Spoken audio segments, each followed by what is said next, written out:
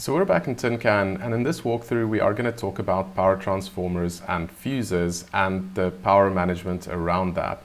So even if you already know how these work, there is a chance that you might learn something new in terms of the strategies that you can employ around these. But if you're not quite sure how they work, this is definitely going to have a big impact. I would assume, it could give you another 10, 20, maybe even 30 minutes of survival time if you understand when you actually need to use these, when you can get rid of them. But let's get into it, and we'll start by talking about the main generator and looking at the power output and power demand. Now, if you look at the atomic pile temperature that you have here, basically this is showing you the red needle, which is showing you how much temperature it's currently producing, and the blue needle is what demand is required. And this is directly related to the needles at the bottom, which is basically just showing you power output and power demand. So blue is power demand from the various systems, red is power output. And the main generator is always going to try to catch this up to whatever the level of demand is. So the reason it's able to do that is because of the main processor. And I'm just going to go ahead and show you here how this works. So while this is active, while you have, the large processor actually, while you have this in here, it means that it can regulate the amount of heat and the amount of power output. If you take this out, it will just endlessly increase the heat output. It will get to the point where it's going to start frying systems and eventually where it's going to kill the player due to the heat. So just keep that in mind, that as long as this is here, it basically means that if you're switching more systems on, it'll catch up with the demand. If you're switching systems off, it will reduce the power output to match the reduced demand. But keep in mind that while it's doing that, while the power output is more than what is currently in the demand, systems are getting excess power. And this is where your power transformers and in some cases your fuses are going to come in as well. So I want to start by showing you first one thing, which is that you don't actually need power transformers and fuses for systems to work. So I can just go ahead and take these out. Of course, always switch off the systems, otherwise you'll electrocute yourself. But basically, if you have a look at this, the system is working perfectly fine, and it's able to do that because these are perfectly matched. We don't have more power output than demand. If that wasn't the case, this entire system will probably get fried, and I will show you that as well in a second. But let's start by just putting the power transformer in. I'm not even going to put the fuse in right now because you don't technically need it unless the power transformer gets overloaded. So just a quick note on that. Basically, what the power transformer is doing is if there's excess power, it's converting that into heat. Now, it's able to do that, of course, as long as it's installed in the system. If it is damaged, then there's a chance that it's not going to work, and that's going to cause an issue. Also, if the power overload is so big that the power transformer can't handle that, then that's also going to be an issue. So just keep that in mind. But we are going to go ahead and switch this back on. Let's just see if this is catching up. Yeah, so this system doesn't use a whole lot of power. And basically what I'm going to do is, so the gravity generator is quite power hungry. And when I switch this off, that's basically going to mean that there's going to be more power output than what the demand is currently going to be across the pod. So if I do this, you'll see that this alarm's going to start going off. That's to indicate, if I go over here, just grab onto this, that's to indicate that this is happening, right? So power output is more than demand. But the system's absolutely fine. All of the systems are fine because of the power transformers that they currently have in there. And if I just go ahead, switch this back on, I can just flip this and everything's fine because now the power output is less than the demand. So systems aren't in any sort of danger here.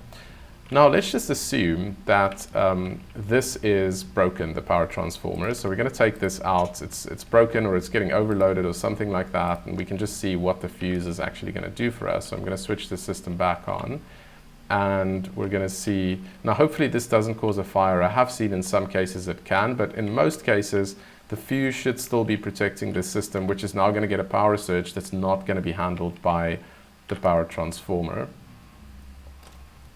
Okay, and it did actually cause a fire. I'm not sure under which circumstances it does that. I may have to restart the game here because I've just damaged some components. Actually, before I do this, let's just get this switched on. I'm going to be right back once I've sorted out that fire. So I'm just going to go ahead and try this again. I'm not sure why sometimes it causes a fire. If anybody knows why, just leave a comment and let me know. But basically, I have taken out the power transformer again, and we're just going to look at if the fuse can now basically act as the last line of defense here. So we're going to cause a power surge for that system. And now it's working the way it should.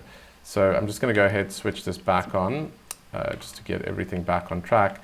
But essentially what's happened here is the fuse has effectively saved this system. If it wasn't here, we'd have a much bigger problem. But if I go ahead and switch this back on, you'll see that the only thing that's damaged in the system is the fuse itself. And that's what you've got to keep in mind, is that when you have an issue with the power transformer, when there's excess power, the fuse is going to take care of that for you by shutting the system down, but the fuse itself will still get damaged. So just do keep that in mind. Now, basically at this point, I think you have a pretty good understanding of the power transformer and the fuse.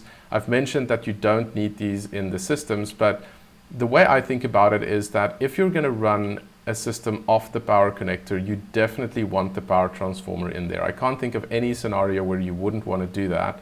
The fuse, most likely you're going to want that as well. As long as you're not causing any major surges, you should be fine with just the power transformer as well.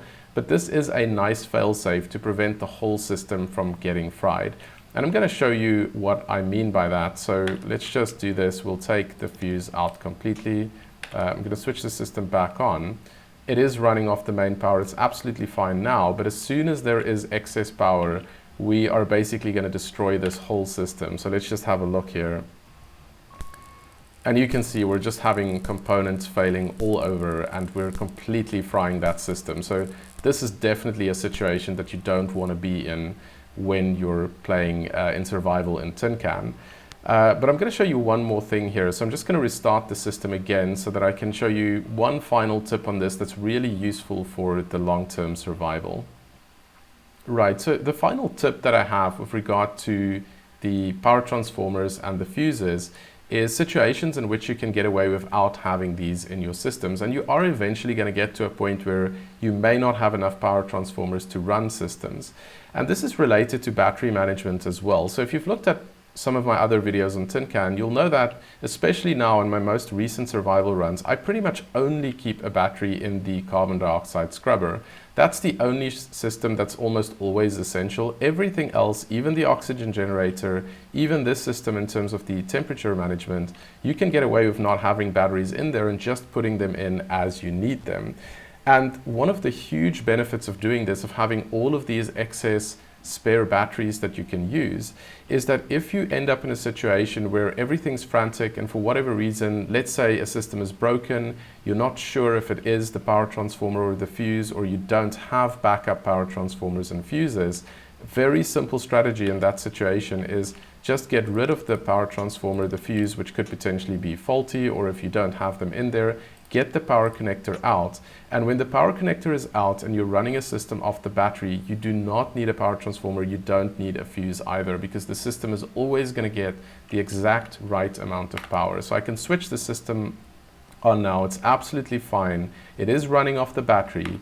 But in the late game, this is a really useful strategy. And of course, that also means that it's not going to be in danger when there is a power surge. So, I mean, this is a really obvious point, but if I switch this off, that system's still absolutely fine because it's running completely independently. It's not on the main power source. So this is something that I haven't utilized enough either as I've been playing Tin Can, but it can really make a big difference because, as I said, you're eventually going to get into a situation where some of these components are going to be damaged, or you don't have these components, or you're just not sure. In one of my recent survival videos, I was in a situation where the CO2 to O2 system, I just couldn't figure out what was wrong. And if you think about it, if I just made sure that I had a functioning pump and I just had the battery in there, I can just get the fuse and the power transformer in there, and you can just quickly convert some CO2 to oxygen. You only need two components and you'll always have batteries if you are saving the batteries. So effectively, you really only need the switch that is working, and you need the pump itself. And if you have that, you have a working system.